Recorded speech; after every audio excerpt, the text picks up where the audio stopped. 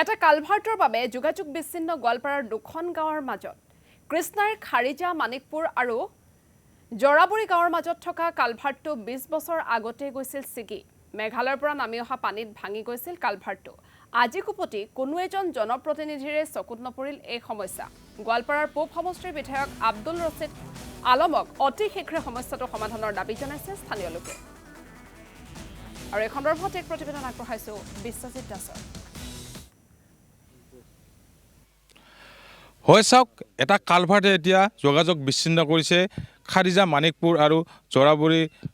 গাঁওবাসীৰ কাৰণ দেখুৱাব ভিডিঅ' জানিছে চাওক ইয়াত এটা কালভাৰ্ট আছিলে এই কালভাৰ্টটো প্ৰায় ২০ বছৰ আগতে যেতিয়া ঢল পানী নামি আহিছিলে মেঘালয়ৰ পৰা সেই সময়তে এই কালভাৰ্টটো ভাগিছিলে তাৰপিছত কোনো ২০ বছৰে কোনো এই কালভাৰ্টটো মেৰামতি নকৰিলে আৰু ক'ব লাগিব এই কালভাৰ্টটো আছে গোৱালপাৰা পূব বিধানসভা সমষ্টিৰ খাৰিজা মানিকপুৰ আৰু জৰাবুৰীৰ পথৰ মাজত আৰু এই চাইছে এতিয়া এই পথটো দি কোনো অহা যোৱা কৰিব নোৱাৰে কাৰণ এতিয়া পানী কাৰণ ইয়াত যদি গাঁওবাসীয়ে যেতিয়া কিছুমান ইমাৰ্জেঞ্চি ঘটনা ঘটে যেতিয়া ৰোগীসকলক লৈ যাব লাগে তেওঁলোকে কলৰ ভূৰ দি লৈ আহিব লাগে বা প্ৰায় ৩-৪ কিলোমিটাৰ ঘূৰি হেনে তেওঁলোকে গোৱালপাৰা চহৰলৈ ৰোগীসকলক লৈ যাব লগা হয় কাৰণ এই কালভাৰ্টটোৰ কাৰণে এতিয়া জমৰ যন্ত্ৰণাত ভুগিব লগা হৈছে ইয়াৰ অঞ্চলবাসীয়ে মই কিছু কথা পাতিব যত্ন কৰিম ইয়াৰ স্থানীয় লোকসকলৰ লগত মই আপোনাৰ কাষত আহিছোঁ